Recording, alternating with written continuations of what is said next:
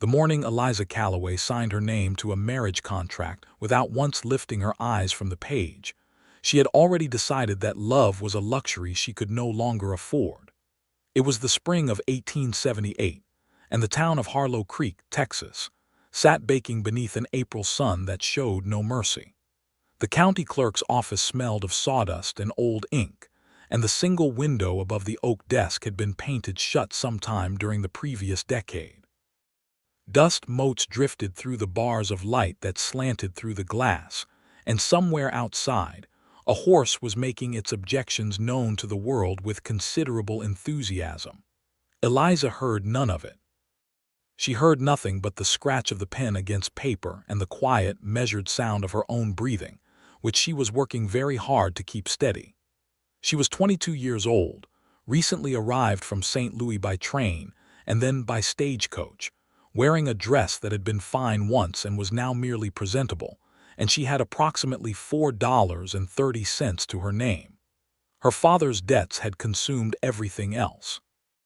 The house, the furniture, the small parlor piano she had played since she was 6 years old, all of it gone to satisfy creditors who had descended on the family estate like crows to carrion within 3 days of his passing. Her mother had died the previous winter of pneumonia, which meant that Eliza had faced the collapse of her world entirely alone, and she had done so with the kind of brittle, quiet composure that people mistake for strength, when in fact it is merely the last wall standing before everything gives way. She had answered the advertisement in the Missouri Republican, a newspaper she had read cover to cover every morning for 2 months, while the lawyers sorted through the wreckage of her father's finances. The advertisement had been small and plainly worded. Respectable rancher, 28, Harlow Creek, Texas, seeks wife of good character for honest partnership. Must be willing to work. Inquire in writing to J. Calloway, care of the Harlow Creek Post Office. She had written the letter with careful, measured language, stating her age, her education, her willingness to work, and her situation with complete honesty. She had not mentioned that she was frightened, or that some nights she lay awake listening to the silence of the boarding house around her and felt the future pressing down on her chest like a stone. She had not mentioned that she had cried exactly once, the night after the piano was carried out, and had not cried since. He had written back within 2 weeks. The letter from James Calloway had been short, direct, and curiously kind in its plainness. He did not make promises he could not keep. He said that the ranch was modest but solvent, that he had a cook named Rosa who came 3 days a week, that the nearest town was 6 miles on a good road, and that he understood this was a serious undertaking for a woman of her circumstances. He said he would provide a fair and decent life. He did not say anything about love, which she respected, because she had stopped believing in it. So she had come. 3 days by rail to Dallas, then a brutal journey by stagecoach through country that grew wider and stranger with every mile, the landscape shedding its eastern manners and becoming something rougher and more honest about its intentions. She had arrived at Harlow Creek at dawn on a Tuesday, stiff-backed and dry-eyed, and the county clerk had directed her to his office with the incurious efficiency of a man who had processed more mail-order marriages than he cared to count.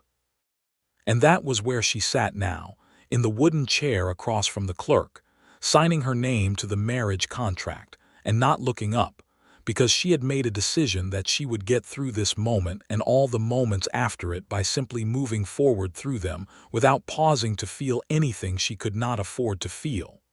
She did not look up, but he looked at her. James Calloway stood 3 feet to her left, hat in hand, and he looked at her with the kind of attention that a man gives to something he understands he will need to remember for the rest of his life.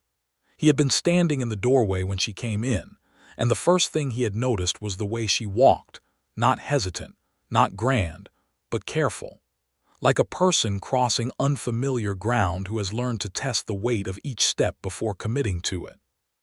He had noticed the set of her shoulders, straight as a fence rail, and the way her fingers had closed around the strap of her traveling bag with the quiet grip of someone who had learned not to let go of the things she was still holding.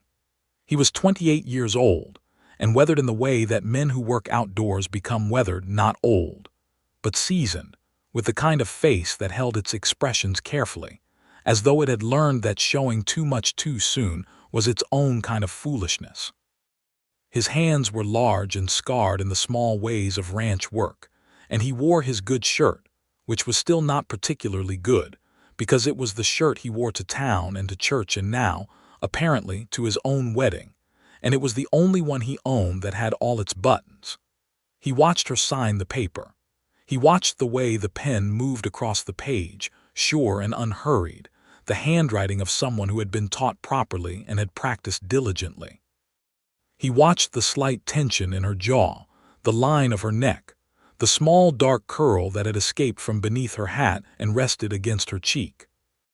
He noticed the faint shadows beneath her eyes, which told him she had not slept well, and the way her mouth was set, not unkind but defended, the way a person's mouth gets when they have been practicing not letting things out. She was, he thought, one of the most quietly remarkable people he had ever seen. Not because she was beautiful, though she was, with dark eyes and an honest face and the kind of bone structure that would age well, but because of the particular quality of her stillness. She was a woman holding herself together through sheer force of will, and she was doing it so well that anyone who did not look carefully would have missed it entirely. James Calloway looked carefully. It was perhaps the quality in him that would matter most. She signed the paper and set down the pen and only then looked up, and her eyes met his for the first time with the directness of someone who has been bracing for a thing and is ready to face it. "Hello," she said. "Hello," he said back. "Welcome to Texas." She looked at him for a moment with an expression he could not quite read, and then something in her face shifted very slightly. Not a smile, not yet, but the possibility of one, something that suggested she had not entirely ruled it out. "I appreciate the welcome," she said. The clerk finished his notations with the air of a man who had seen romance in less auspicious beginnings, stamped the paper with his official seal, and slid 2 copies across the desk. James took one. Eliza took the other. They were, as of that moment, husband and wife, and neither of them quite knew what to do with that, so they walked out of the clerk's office and into the bright Texas morning, which at least had the decency to be beautiful. His wagon was parked at the hitching post outside the general store. It was a sturdy wagon, practical and unadorned, pulled by 2 bay horses whose names were, as she would later learn, Gideon and Mabel, and who had strong opinions about stopping when they did not want to stop and going when they did not want to go, and who were therefore, in James's estimation, excellent judges of character. He helped her up onto the seat with the matter-of-fact courtesy of a man who understood that courtesy was not weakness but simple decency, and then he climbed up beside her and took the reins, and they started down the road toward the ranch. For a while, neither of them spoke. The silence was not uncomfortable. It was the silence of 2 people who had agreed to be honest with each other and were taking their time about figuring out what that meant. It was Eliza who spoke first. "How long have you had the ranch?" "4 years," he said. "Bought it from an old cattleman named Pryor who wanted to retire to San Antonio. It needed work." "Does it still need work?" "Always," he said. "That's the nature of a ranch." She looked at the landscape moving past them. The flat grassland stretching away to the horizon in every direction, the occasional live oak crouching against the sky, the enormous blue dome of the Texas heavens with its slow-moving towers of white cloud. It was nothing like Missouri. It was almost aggressively, cheerfully unlike Missouri.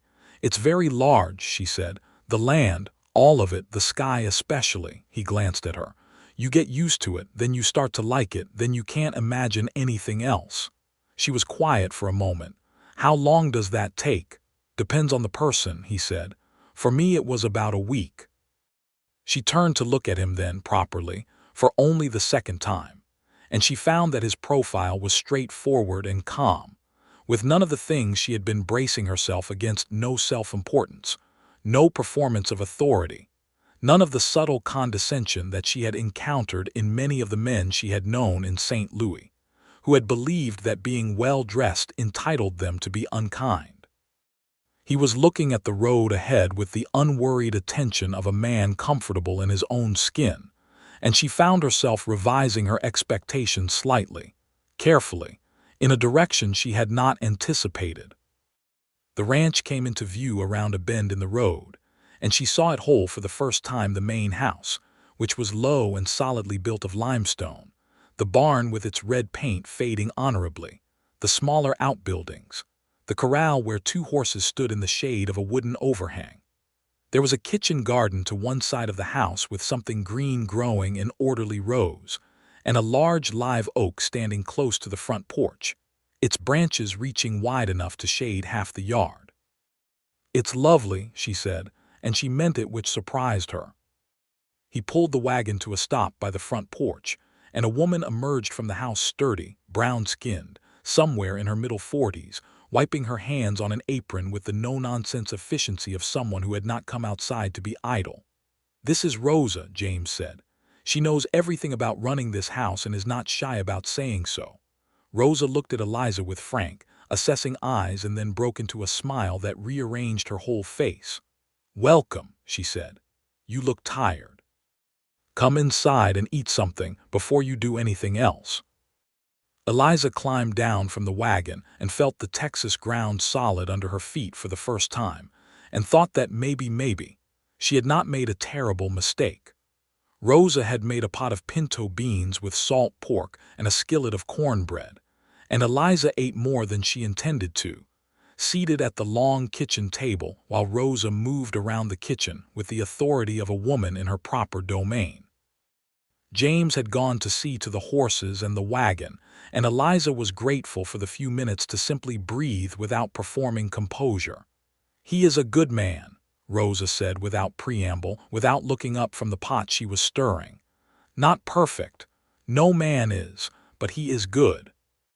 He keeps his word. He is honest. He does not drink beyond what is reasonable." She paused. "He works too much. He forgets to eat sometimes when he is busy. He is stubborn about asking for help when he needs it." Eliza considered this careful inventory. "You're telling me what to watch for." Rosa finally looked up, and her expression was approving. "I am telling you what you need to know," she said. "Someone should have told me when I was your age." Eliza set down her fork. "What happened when you were my age?" Rosa's expression shifted into something older and more complex, and she was quiet for a moment. "I married a man I did not choose," she said finally. "Not like you have chosen poorly perhaps, but for yourself. I was given. There is a difference." She shook her head. "That is not your story. I only say it so you know I understand something about arriving in a strange place and making a life from what is given to you." Eliza looked at the woman across the kitchen and felt something loosen in her chest very slightly. "Thank you," she said. "Eat," Rosa said. "There is more cornbread." James came in as the sun was moving toward afternoon, washed his hands at the basin by the door, and sat across from Eliza at the table with the easy practicality of a man returning to his own kitchen. He ate with the focused appetite of someone who had been working since before dawn, and for a while the only sounds were the small domestic ones of the kitchen, the settling of the house, the wind at the window, Rosa humming something to herself as she worked. "I should show you the house," he said when he'd finished, "so you know where things are." "I'd like that," she said. The house was small but well arranged, a main room that served as sitting room and dining room, the kitchen, 2 bedrooms. He showed her the second bedroom, which he had cleaned and furnished with a narrow bed, a washstand, a small mirror, and a chair with a cushion that was slightly lopsided. "I thought," he said, with the careful tone of a man who has thought about something a great deal and is now uncertain how to say it, "that we ought to get to know each other before anything else. You can have this room until you're comfortable, if that is what you want." She stood in the doorway and looked at the room and then looked at him. He was watching her with that same quality of careful attention she had noticed in the clerk's office, the kind of attention that saw things without demanding them, and she felt something that she had not felt in a very long time, the sensation of being genuinely considered, rather than assessed for usefulness or managed for inconvenience. "That is what I want," she said. "Thank you." He nodded once, with the simplicity of a man who had said what he meant and meant what he said, and that was the end of it. In the days that followed, Eliza learned the rhythms of the ranch the way she had learned everything in her life, methodically, attentively, by paying close attention to the things that were happening around her and adjusting accordingly. She learned that the cattle needed to be checked along the south pasture fence every few days because there was a stretch of fence near the creek that was chronically inclined to fail. She learned that Gideon, the bay gelding, would accept being saddled without incident if you scratched his left ear first, and that Mabel had no such requirements but was instead deeply suspicious of anything with a lid. She learned that the kitchen garden grew better when you talked to it, which was Rose's professional opinion, and which Eliza chose to believe because the beans were remarkably good. She learned that James Calloway rose before the sun without complaint, worked through the heat of the day without stopping for more than 10 minutes at a stretch, and came in at evening smelling of horse and dust and honest work, and that he ate dinner at the kitchen table with the same simple appreciation he brought to everything, not effusive, not performative, but genuine. He said thank you when something was good, and he said so when something needed salt. She also learned by degrees that he was watching her. Not in the way that made her uncomfortable, not the invasive, assessing kind of watching she had experienced from men who were cataloging her for their own purposes, but with the same quality of quiet attention she had first noticed in the clerk's office. He watched her the way a person watches something they find genuinely interesting, as though she were the kind of phenomenon worth studying carefully before drawing any conclusions. She found this both unsettling and, if she was honest with herself, which she was trying to be, rather moving. A week after her arrival, they sat on the front porch in the long evening light, which in April turned the Texas grassland the color of old gold, and he said without preamble, "What did you want to be before?" She looked at him. Before everything happened, before you wrote the letter." She was quiet for a moment, not because she didn't know the answer, but because she was deciding whether to give it to him. "A teacher," she said finally. "I wanted to teach. I was good at it. I tutored the neighbors' children when I was 17, and I liked it very much." He turned to look at her. "Why couldn't you do that here, I mean?" She blinked. The nearest school is in town." 6 miles. "I ride to town twice a week," he said. "We could arrange things." She stared at him for a long moment, and something about the simple practicality of his solution, the complete absence of any suggestion that wanting something for herself was unreasonable, did something to the careful architecture she had been maintaining since she arrived. Not a collapse, more like a small window opening in a wall she hadn't known was sealed shut. "I'll think about it," she said. "All right," he said, and went back to mending the length of leather strap he'd been working on, and asked nothing more, and the evening settled around them like something comfortable and unhurried. She did think about it.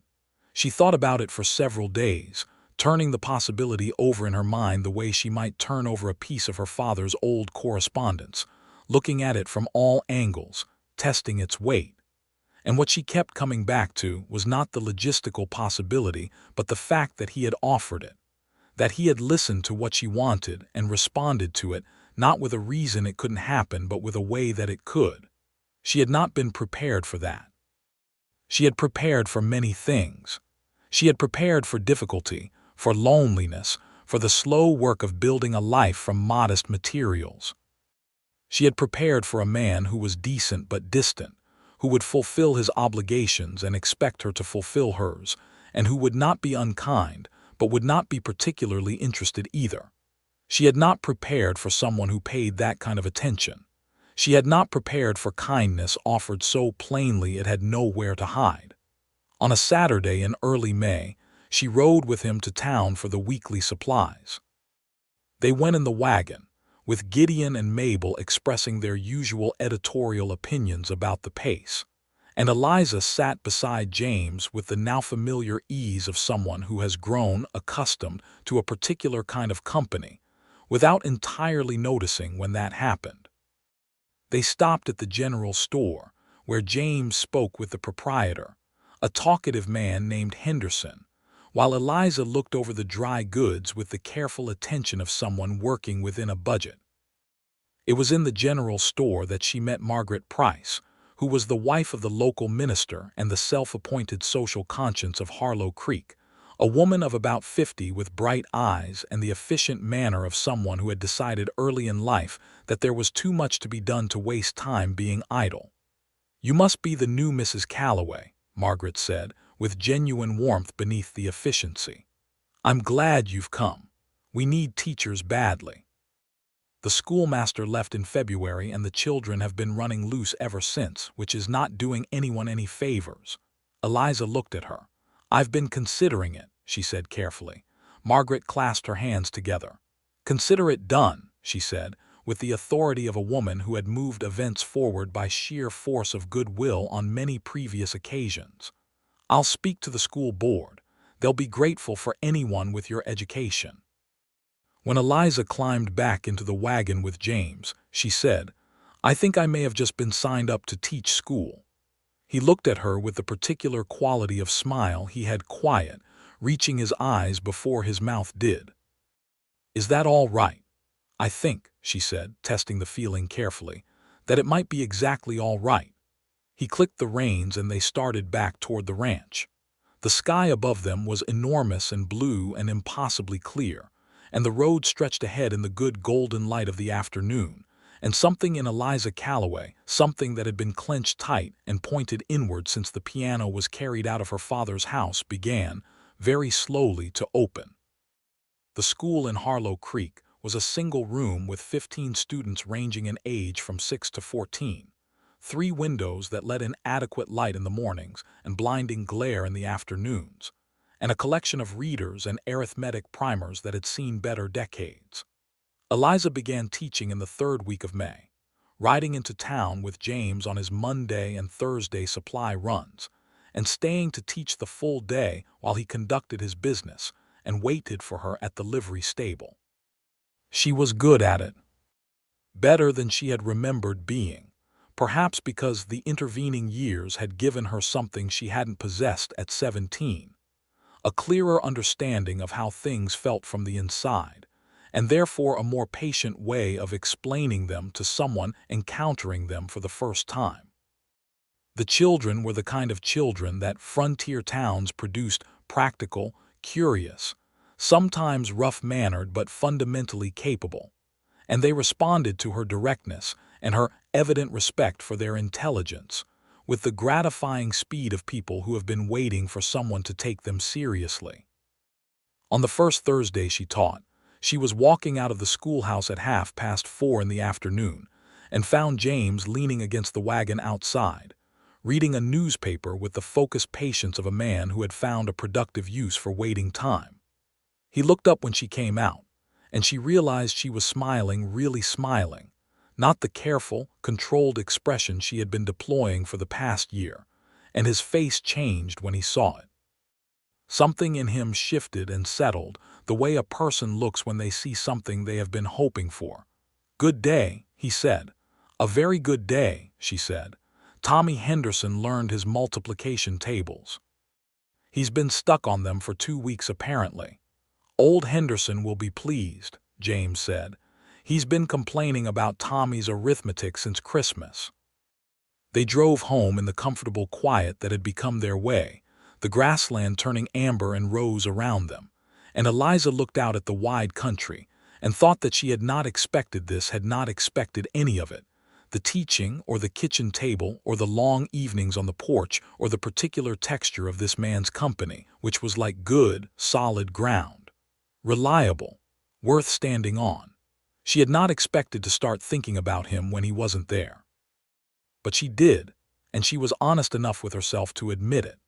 She noticed it first on a Wednesday morning, one of the days she was not going to town, one of the days she spent at the ranch, helping Rosa with the kitchen garden and learning, gradually, which of the ranch tasks she was suited for, and which she was spectacularly not suited for. She would not be roping cattle anytime soon, as her single attempt had demonstrated with considerable comedy. James had ridden out before dawn to check the south pasture fence, and she found herself, around mid-morning, looking up from the garden at the sound of hooves on the road, and feeling something quicken in her that had nothing to do with the vegetable situation. It was not him. It was one of the neighboring ranchers, a Mr. Delaney, who had come to return a borrowed tool and who stayed for coffee and talked with Rosa for 20 minutes about the weather and the price of cattle. And Eliza went back to the garden with the slightly embarrassed awareness that she had been hoping it was James, and that this was new information about herself that required careful consideration. She considered it, as she considered everything methodically and honestly. The conclusion she arrived at was that she was in danger of feeling something she had decided she would not allow herself to feel. The further conclusion, which followed the first with inexorable logic, was that decisions made from a position of protection are not always adequate to the actual circumstances that arise. She had decided not to fall in love because love was a luxury she could not afford. What she had not accounted for was a man who did not behave the way she had expected men to behave, who made no demands and issued no edicts and watched her with those careful eyes and said things like, "Why couldn't you do that?"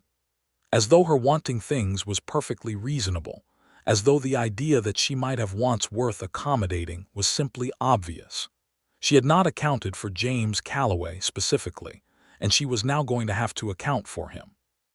He came home that evening with the news that the south fence was fixed and that he'd found a section near the creek that was worse than he'd thought and would need new posts, and she put his dinner on the table and sat across from him and looked at his hands wrapped around his coffee cup and thought with some desperation that she was in considerable trouble.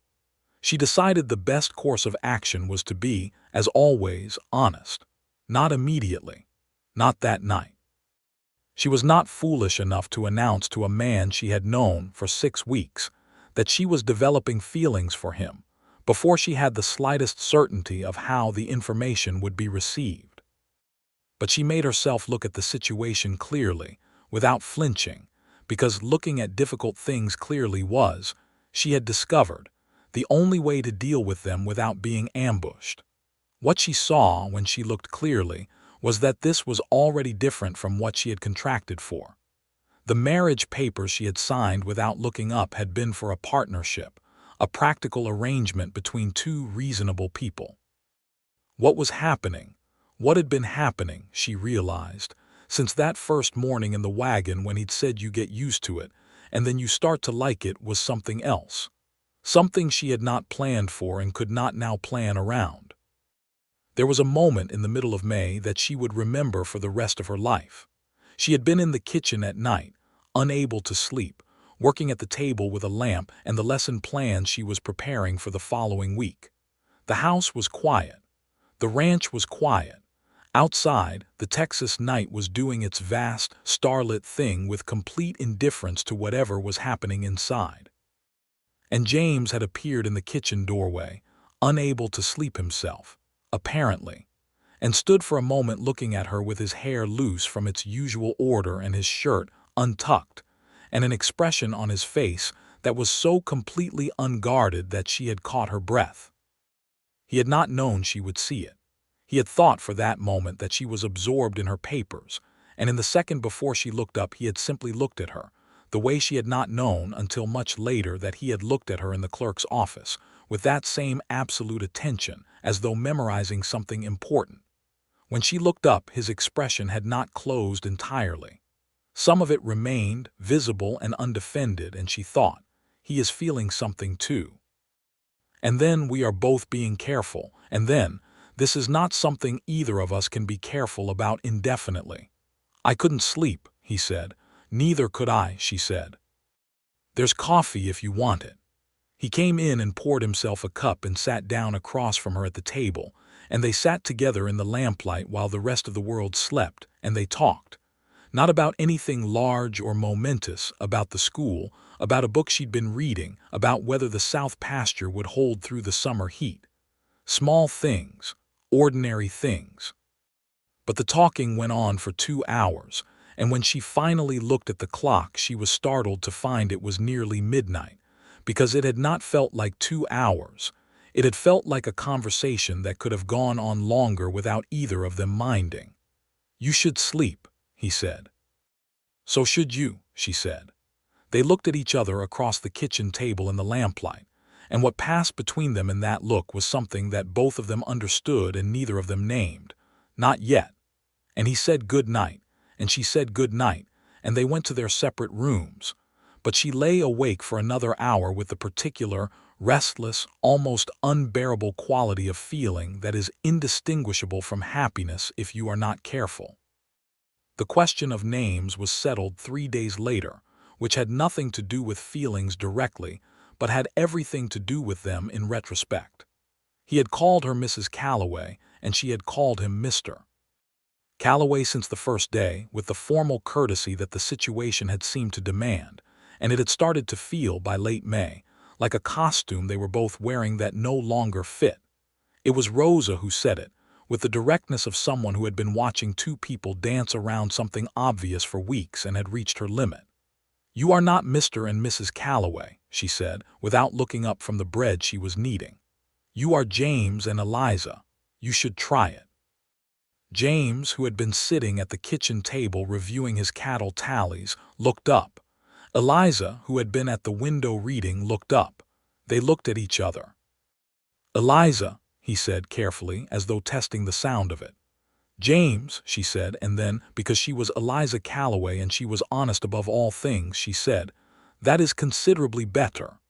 "It is," he agreed, and went back to his tallies, but she saw the corner of his mouth turn up before he looked down, and she turned back to her book and found that she could not, for several minutes, remember what she had been reading. The summer came on fast and brutal, the way Texas summers do, with a heat that descended on the land like a judgment and baked everything to gold and brown.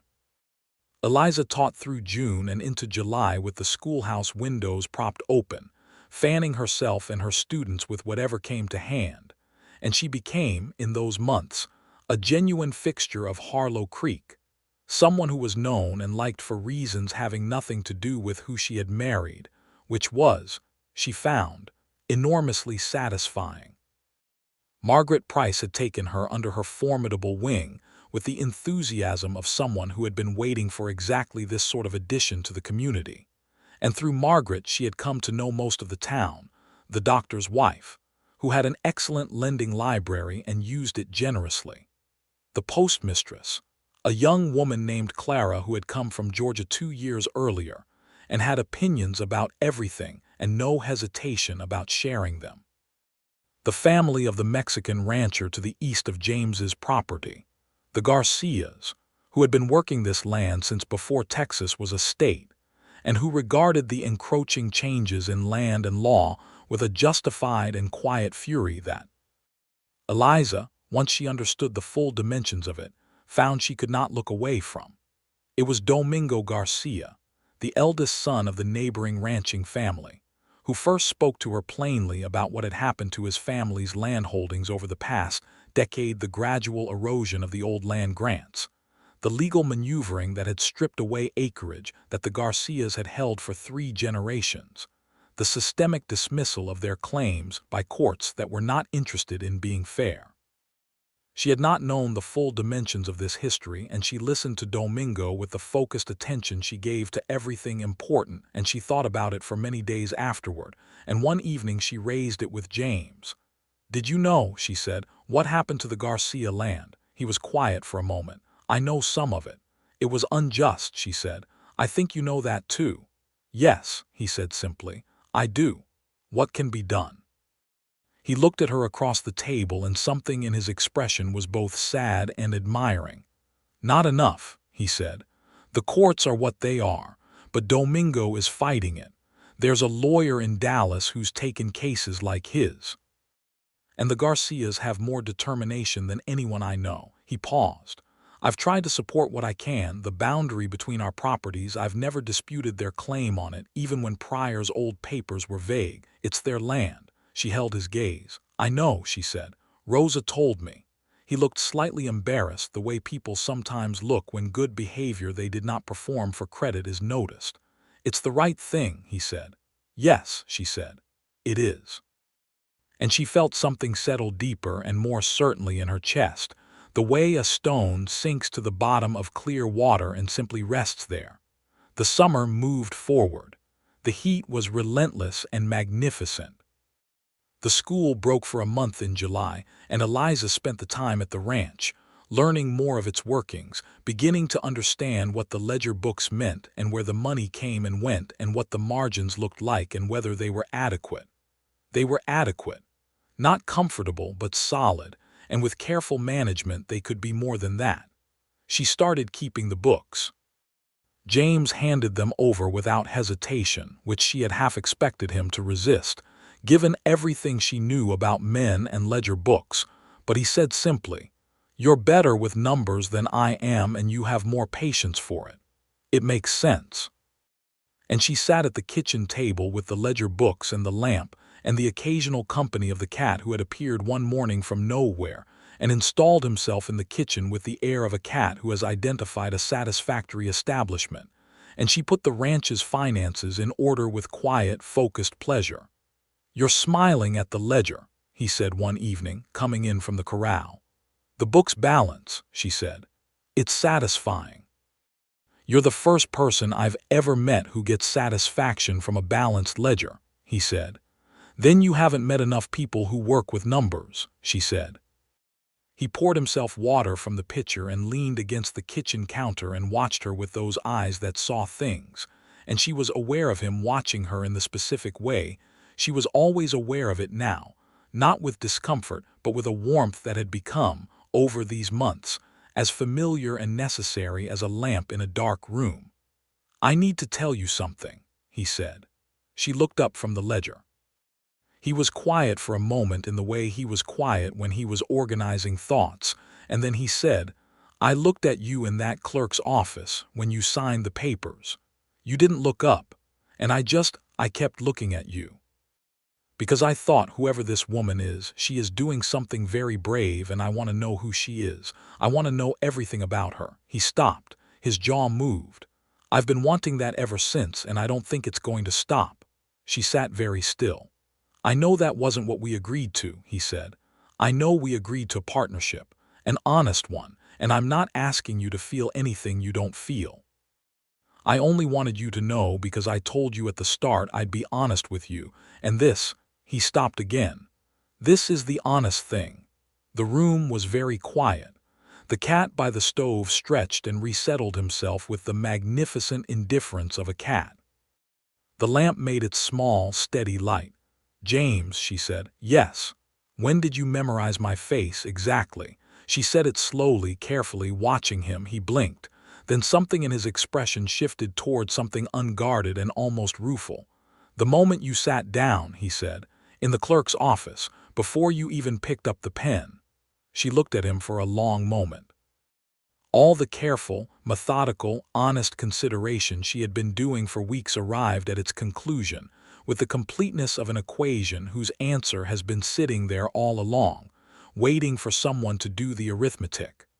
"I have been trying," she said, "for quite some time now, to be reasonable about this. About you, I have been trying very hard to remain within the boundaries of what we agreed to. And," he said, with the controlled quietness of a man who is holding very still, "and," she said, "I think you should know that it has not been working." He crossed the kitchen in 2 steps and she stood up from the table, and they were face to face in the lamplight with the ranch settling around them and the wide Texas night beyond the windows. And he raised his hand and touched her face with the same careful, attentive quality he brought to everything, as though she were something worth being gentle with, and she put her hand over his and held it there. "I have been in love with you," she said, with the directness of someone who has decided that honesty is the only way through, "for a considerable number of weeks. I was not prepared for it. I want you to know that." He looked at her with an expression she had never seen on his face before, open and full and entirely unguarded, and he said, "I was not prepared for you at all." And he kissed her there in the kitchen in the lamplight, with the cat watching with mild feline interest and the ledger books balanced on the table behind them. And it was not a dramatic or elaborate kiss. It was a kiss that said something true, The way all the best things he said something true, quietly and directly and without excess. She pulled back after a moment and looked at him and said, "The papers I signed without looking up." "Yes. I think I should look up more often," she said. "I think I have been missing things." He laughed, and it was the first time she had heard him really laugh. Not the quiet, restrained thing he usually permitted himself, but a real one, full and warm. And she thought that she would spend considerable effort, going forward, in finding reasons to hear it again. It was Rosa who cried. She came in the following morning to find them at the kitchen table together, in a different way than they had been before. A way that was legible to a woman who had been watching two careful people try to avoid being obvious about feelings that had been obvious to everyone else for months. And she put down her basket and said something in Spanish that was evidently a prayer of thanksgiving, and then told them both in rapid succession that she was very pleased, that she had been waiting for this. That Eliza needed to eat more and James needed to sleep more, and that she would make empanadas today, because something should be celebrated. The summer moved forward with a different quality to it now. They did not perform their feelings, neither of them was built for performance, but they inhabited the ranch and their life together with a new ease, a new warmth, as though a door had been opened between two rooms that had always been meant to connect. She moved her things into the larger bedroom without ceremony, and he made room on the shelf for her books with the same practical simplicity he brought to everything. And they went to sleep and woke up together, and moved through the days side by side in the way of people who have found their direction. He taught her to ride properly, not just to sit on a horse as she had managed in a basic way, but to really ride, to feel the animal beneath her, and communicate with it through her weight and her hands. She was not naturally graceful at it, which he would not have said but which she could tell he was thinking by the careful neutrality of his expression during some of her earlier attempts. But she was determined, and she improved steadily, and by September she could ride the fence line with him without either of them worrying that she would part company with her horse in an undignified manner. She taught him, in exchange, to keep the books properly, insisting that he understand the system even if she was the one who managed it, because she had the firm belief that everyone should understand the state of their own finances, and that ignorance on this point was never actually convenient. He submitted to this instruction with good humor and genuine effort, and by autumn he could read the ledger himself and understand what he was looking at, which pleased her enormously, and which he pretended not to be as proud of as he was. The autumn of 1878 in Harlow Creek was the best autumn Eliza could remember in her life, which covered some ground as a statement because she had had good autumns before. The Calloway autumn and the St. Louis autumns were different worlds, but she was measuring by a different standard now. She was measuring by the quality of the light on the grassland in October, which was extraordinary.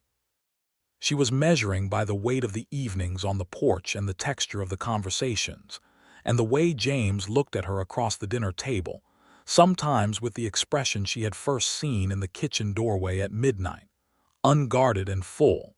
And now she could look back at him and let him see what she was feeling too, without bracing herself against it, because she had stopped needing the brace. In November, Rosa told them she was planning to visit her sister in San Antonio for 3 weeks, and she said this with the meaningful look of a woman who is announcing something while simultaneously communicating something else, and Eliza had to bite the inside of her cheek to keep a straight face. "We'll manage," James said. "You will manage better than you think," Rosa said serenely, and patted Eliza's hand and went a pack. They did manage, and they managed rather well. The cooking was a collaboration of uneven results. James was competent at beans and biscuits, and completely out of his depth with anything that required more than 2 steps, while Eliza had learned enough from Rosa and her own resources to produce decent meals, though the bread took 3 attempts before it came out right, the first being more architectural than edible, and the second being, in James's diplomatically delivered assessment, a learning experience. The third one was good, and she was unreasonably proud of it, and he ate 2 pieces and said so. And she felt the warm, specific satisfaction of someone who has done a thing they were not sure they could do.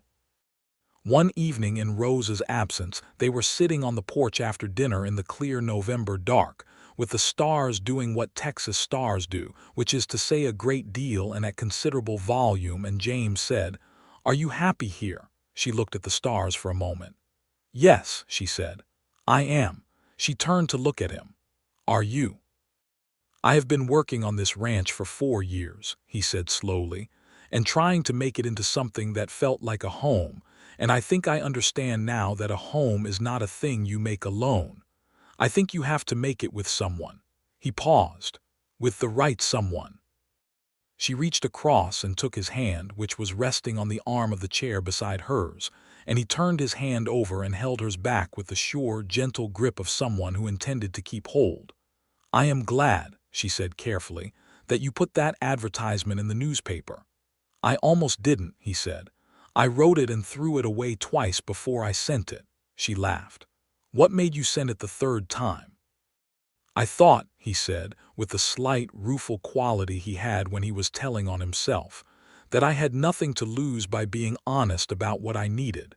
And the honest thing was that I needed a partner, someone real." He squeezed her hand. "I got considerably more than I advertised for." She thought about the advertisement, the plain, careful words of it, the absence of promises he couldn't keep. She thought about the letter she had written back, equally plain, equally honest, stating her situation without self-pity and her qualifications without pretension. She thought about 2 people at opposite ends of a correspondence, both trying to be honest about an impossible situation. "I almost didn't write back," she said. "What made you write back?" She considered. "You didn't promise anything you couldn't deliver, and you didn't ask me to be anything other than what I was." She looked at him in the starlight. "That was rarer than you might think." He was quiet for a moment. "You deserve everything that was never promised you," he said, with the simple directness that was his particular gift, and she felt the words settle into her the way the best things settle, not with noise or drama, but with the quiet, permanent quality of something true finding its proper place. Rosa came back from San Antonio with presents for both of them and a knowing expression that she made no effort to conceal. And life resumed its pattern, enriched now by something between them that had found its footing and was not going to be dislodged. The school board, delighted with what Eliza had accomplished in the schoolroom, offered her a formal position for the following year, with a small salary attached, and she accepted with the contained but genuine pleasure of someone who has worked for something and is glad to see it recognized. She told James over dinner, and he said, "Of course they offered it," with the tone of a man for whom this was entirely obvious, and she shook her head at him and thought that she had never had anyone believe in her so matter-of-factly, without effort or qualification, and that it was something she was still learning how to receive. The winter of 1878 was mild, as Texas winters could sometimes be, and they moved through it in the comfortable rhythm they had established. The ranch work and the teaching and the evenings together, and the books balanced, and the cattle healthy and the south fence holding through a good stretch of dry weather. Christmas came, and Rosa made tamales and a cake that required 3 days to prepare and was worth every one of them, and they ate together at the big kitchen table, James and Eliza and Rosa. And it was the first Christmas in 2 years that had not felt like a thing to survive, and Eliza was grateful in a way that went all the way down to the bottom of her. She found, as the new year came in and the days began to lengthen imperceptibly toward another spring, that she had stopped bracing for things. This was new. She had spent the better part of 2 years in a state of constant preparedness for the next difficulty, and somewhere in the winter it had simply stopped. She noticed it one morning in January, waking up in the early light with James asleep beside her, and the ranch quiet around them, and the day ahead full of ordinary things she was looking forward to, and she lay still for a few minutes, and understood that this was what she had not been able to name until now. This was peace. She had not known it was available to her. She had known that peace existed. She had read about it, and she had thought she remembered it from before the bad years, but she had not known it was still something she could have, or that it would arrive like this, not as an event but as a condition, something she had grown into without noticing the growing. She turned her head and looked at James, who was asleep with the absolute, uncomplicated quality that people sleep when they are at ease in their own lives, and she thought for not the first time but with new clarity that he had given her this, not by doing anything grand, by being consistently, quietly himself, by building something real and solid and true, and then making room in it for her completely, as though room was not a thing that needed to be negotiated but simply a thing that existed because she existed. She was deeply, entirely, irreversibly in love with him, and the thought arrived without the old bracing, without the old careful fencing against consequence, and she lay in the January morning and let herself simply feel it, which turned out to be, quite unreservedly, wonderful. Spring came back to Harlow Creek with the particular enthusiasm of a Texas spring, which does not bother with gradations. It goes from the mild gray of winter to the full, flowering, impossible abundance of April in what feels like a week, as though the land has been storing up color and warmth and released it all at once. The kitchen garden exploded. The pastures turned green with a rapidity that was almost indecent. The cattle grew fat and sleek. James spent long days in the fields with his two ranch hands, a lanky young man named Pete, and a quieter, older man named Rogelio, who had worked for the previous owner and had stayed on because he knew the land as well as anyone alive, and Eliza rode the fence line with him on Saturdays, and they covered the ground together in the good spring light. And it was the kind of work that is not work at all, but simply the pleasure of being alive in a particular place with a particular person. It was in April, exactly 1 year after she had arrived in Harlow Creek with $4.30, and a determination not to let herself want anything she hadn't already agreed to, that she told him she was expecting a child. She told him in the kitchen in the evening, while Rosa was conspicuously absent, having gone home earlier than usual with the transparent excuse of a headache that Eliza strongly suspected was a strategic headache. She had been sitting at the table with her lesson plans, and he came in from the barn and washed his hands and turned around, and something in her face must have been different than usual because he stopped and looked at her with that attentive, careful look. "Eliza," he said. "Yes," she said. "I believe so. I've spoken to the doctor. He believes so too." He was across the kitchen and she was on her feet, and then she was in his arms, and he held her with the careful, fierce tenderness of someone who cannot quite believe the size of what they are feeling and is trying to contain it without crushing it, and she pressed her face against his shoulder and let herself be held, which was something that had taken her a long time to learn to do. "Are you all right?" he said into her hair. "I'm perfectly well," she said. "I'm very well. I'm just—" She stopped. "I am very happy, James. That is what I am." He pulled back enough to look at her face, and she saw in his expression the full depth of what he felt, everything he had been holding carefully since a morning in a clerk's office when he had watched a woman sign her name without looking up and had quietly, entirely lost his heart to her, and she reached up and put her hand on his face, and he turned his head and pressed his lips to her palm. "I memorized your face," he said quietly, "that first day." "I know," she said. "I know you did. I didn't know then why I needed to. Do you know now?" He looked at her. "Because it was going to be the most important face I would ever know," he said. "That's all. That's the whole of it." She kissed him then, in the kitchen in the lamplight, with April pouring through the window and the ranch settled and quiet around them, and the future arranged in front of them like good ground, solid, promising, worth building on. Rosa cried again when she found out, which she did the following morning when Eliza told her. She cried in the way that Rosa did everything, efficiently and without apology. And then she produced a list of everything Eliza should and should not be doing and eating and attending to, which Eliza received with the respect it deserved, and the independent judgment she always exercised over unsolicited advice. And then Rosa made breakfast, and everyone ate a great deal of it. The summer of 1879 was the summer Eliza taught right through her pregnancy, accommodating the changing situation with the practical ingenuity of someone who was not going to let logistics interfere with something she valued. And the children of Harlow Creek received, in consequence, an education that included a rather direct lesson in the continuity of ordinary life, alongside its remarkable transformations. Tommy Henderson, who had once struggled with multiplication tables and was now the best arithmetic student in the school, asked Eliza at the beginning of the fall term whether the baby was going to come to school too. "Not for some time," she said. "That's a shame," he said. "We could have taught it things." She thought about that on the ride home, sitting beside James in the wagon, and she told him what Tommy had said.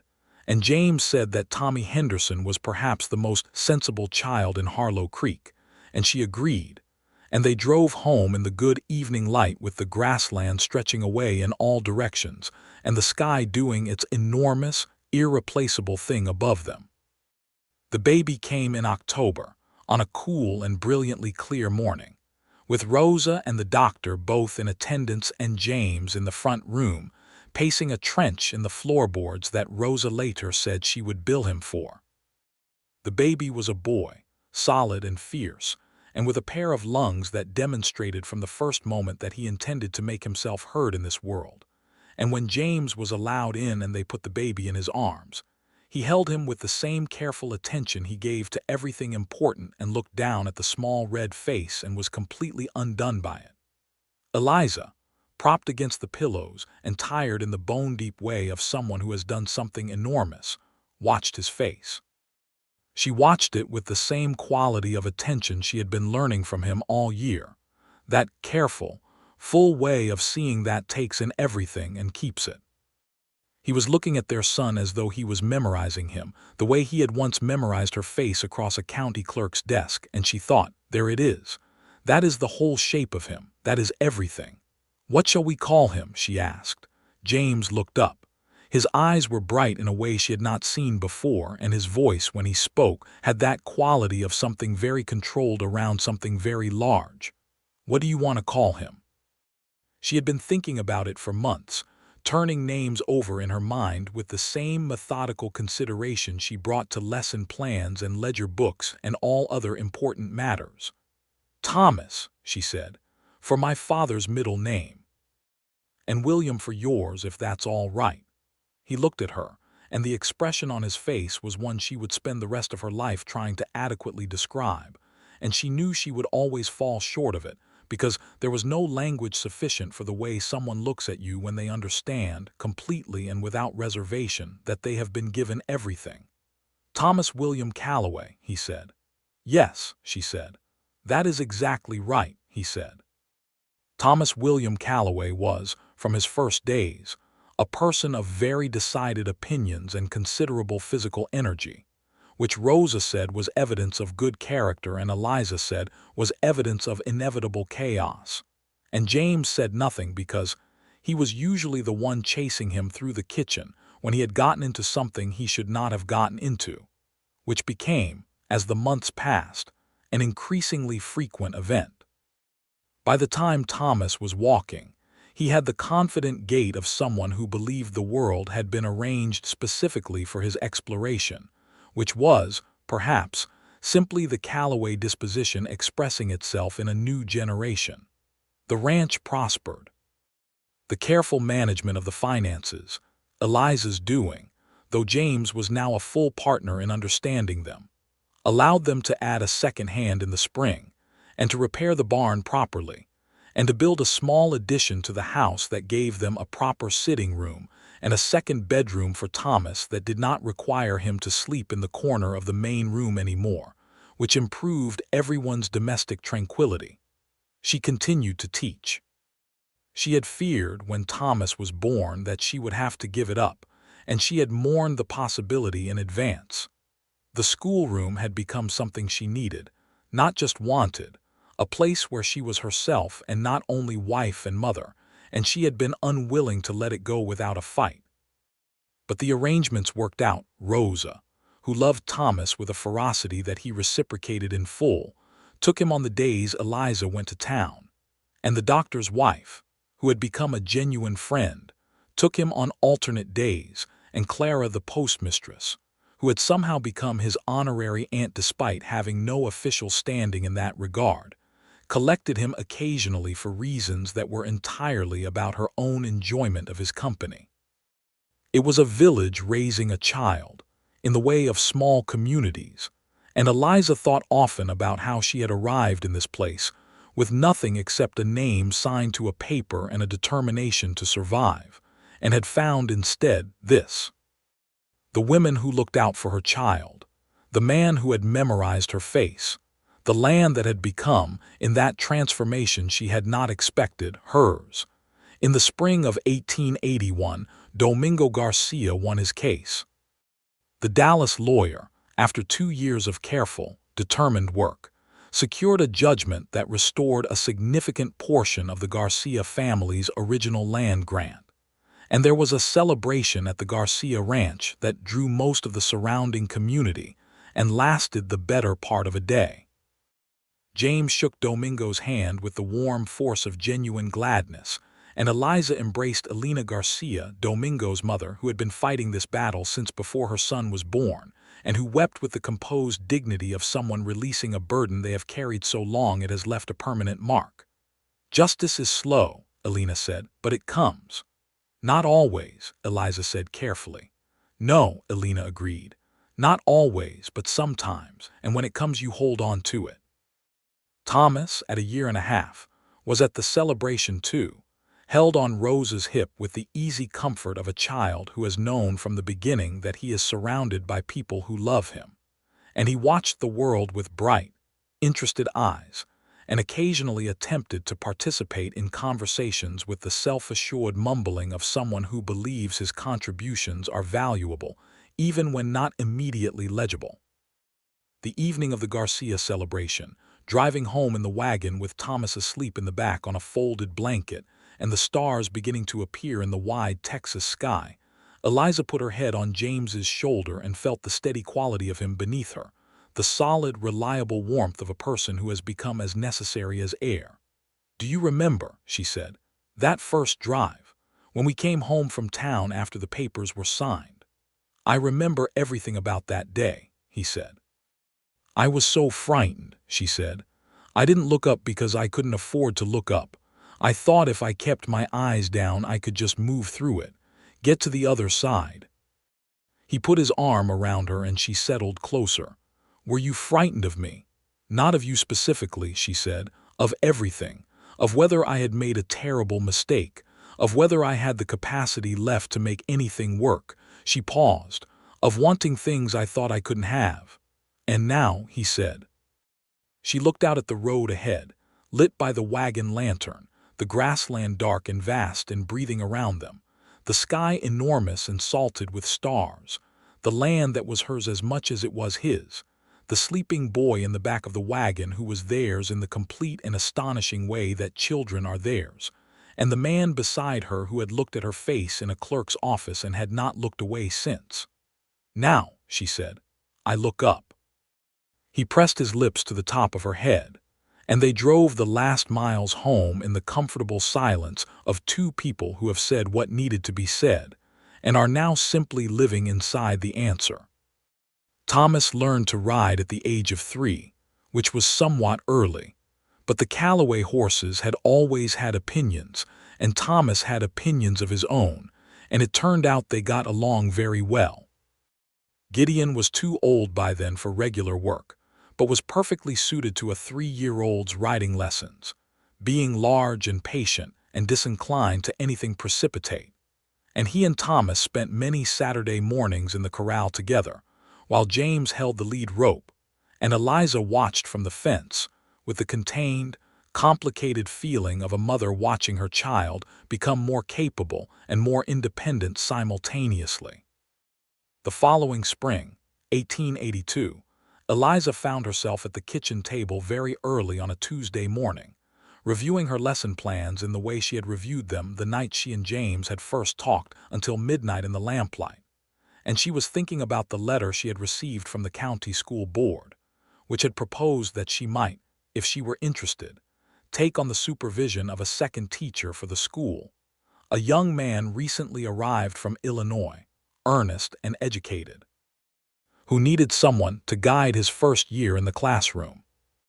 She was considering this offer, which was both a compliment and a significant additional responsibility, with the methodical honesty she brought to important questions. Could she manage it?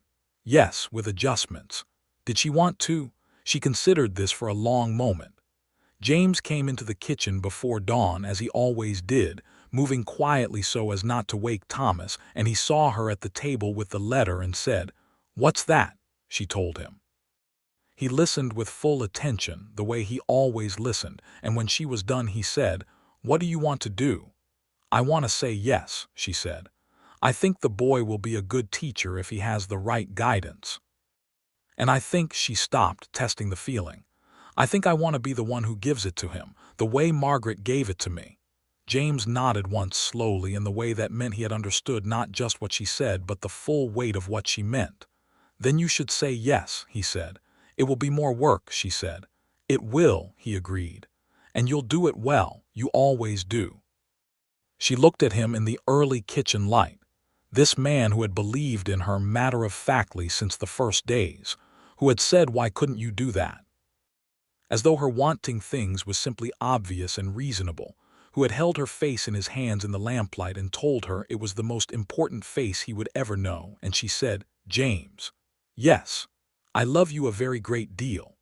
He sat down across from her and took both her hands in his, those large, scarred, reliable hands, and said, "I know, I've known it for a long time, since before you said it even." He smiled, the full, warm smile she had worked to earn more of and had been richly rewarded for. "Though I liked hearing it the first time, and every time after. I'll keep saying it," she said. "I intend to be very consistent on that point." He laughed, and she thought, as she always thought when she heard it, that she would never stop being glad to have found reasons for it.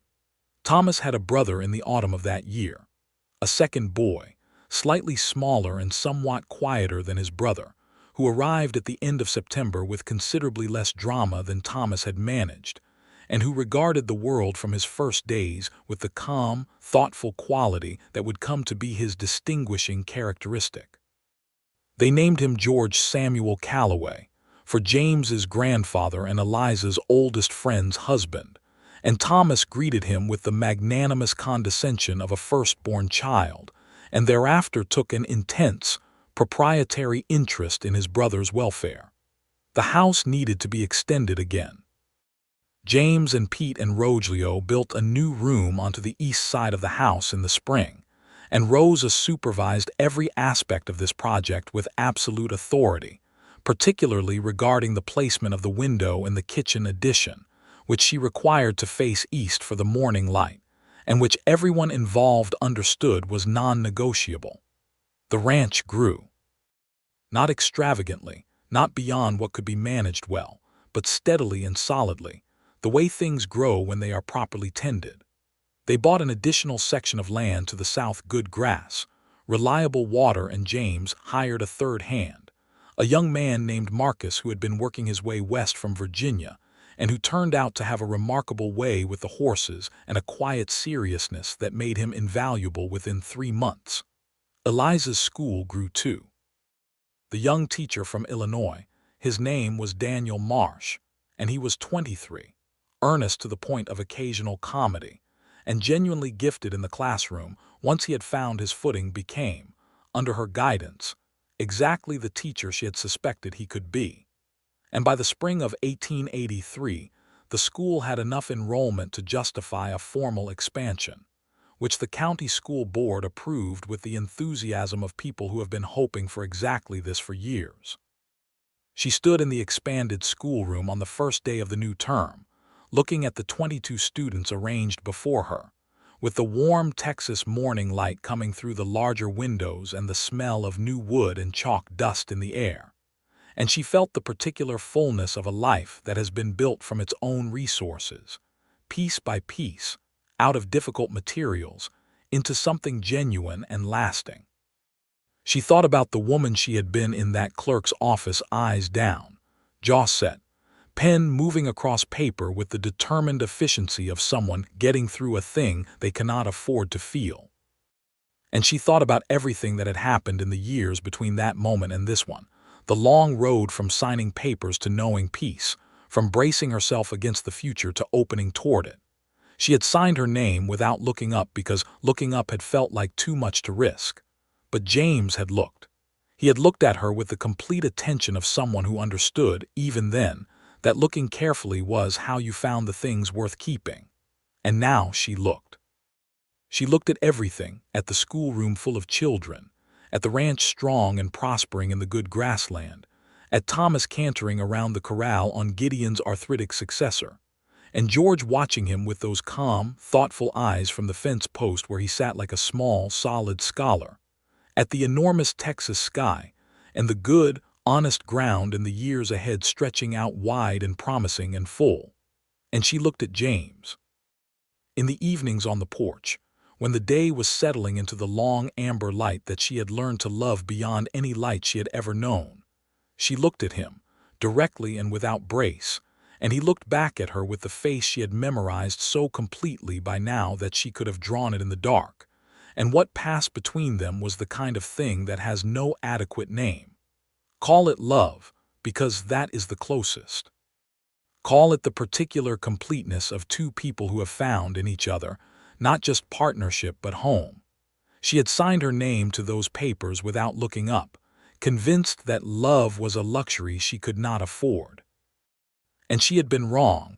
In the most magnificent way it is possible to be wrong in the way that opens the world rather than closing it, wrong in the way that gives you back more than you knew you had lost.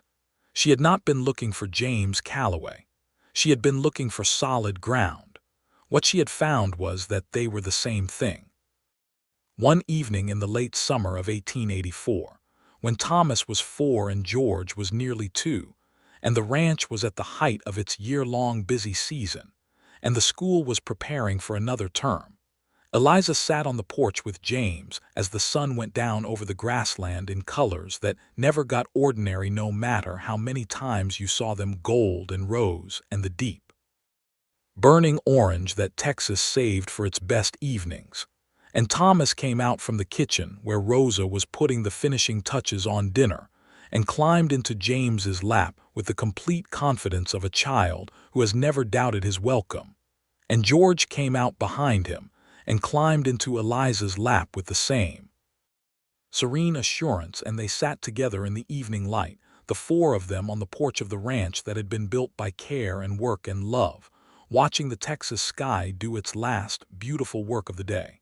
"Mama," Thomas said in the direct way he had, which Eliza privately thought he had inherited from his father but would never say so because James would be insufferably pleased about it. "Do you like Texas?" "Yes," she said. "Better than Missouri." She considered this with the seriousness it deserved, because Thomas expected seriousness and also because it was a serious question. "Yes," she said, "better than Missouri." "Good," said Thomas, with the satisfied finality of a 4-year-old who has confirmed an important fact, and then went back to the business of reorganizing the buttons on his father's shirt, which had been concerning him for several minutes. George said nothing, because George frequently chose silence over speech as a matter of temperament, but he leaned his head against Eliza's shoulder with the settled weight of someone very comfortable with where they are, and she held him closer and looked out at the grassland going gold in the last light. James's hand found hers over George's head and held it, the way he always held it, as though it was simply where his hand belonged and always had, as though the whole long, complicated road of how they had gotten here was simply what had been required to bring 2 people to a front porch in Texas at the end of a good day. She thought of the papers she had signed without looking up. She thought of his eyes on her face in that dusty office, the careful memorization of a man who had understood something she had not yet understood herself. She thought of the long year of walls and careful management, and the lamplight kitchen at midnight when something had begun, slowly, to open. She thought of everything they had built together, every piece of it placed with intention, with honesty, with the plain and steady love that turned out to be not a luxury at all but the most essential thing, the foundation under everything else. The stars were beginning to appear above the darkening grassland, one by one and then all at once, the way they did out here where there was nothing between you and the sky, and James said quietly, not to anyone in particular but to all of them, to the evening and the land and the life they had made, "Good day today." "Yes," Eliza said. She turned to look at him, fully, directly, without brace or caution, the way she had learned to look at the things she loved. A very good day. And it was. It was an ordinary evening at the end of an ordinary day at the end of a summer that was one of many good summers that stretched ahead of them like the grassland, wide and honest and full of what was needed.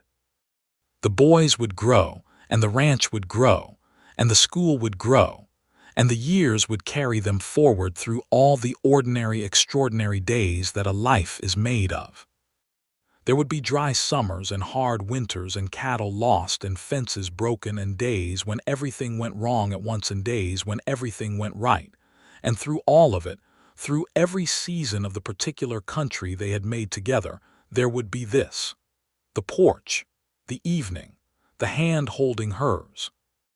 The look, finally given and finally received, that had begun in a county clerk's office on a spring morning in 1878, when a woman signed her name without looking up and a cowboy memorized every detail of her face.